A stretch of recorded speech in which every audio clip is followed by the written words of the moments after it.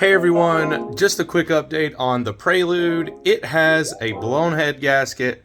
I pulled off the thermostat, and as you can see, it's covered in oil, as well as cylinder number 4 spark plug has a ton of oil on it.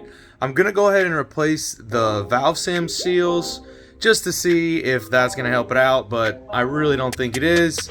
Luckily, I already have the parts that I need to replace the head gasket, and I don't really have the time to do it myself, so I'm going to put it in the shop, and we're going to see what they can come up with it.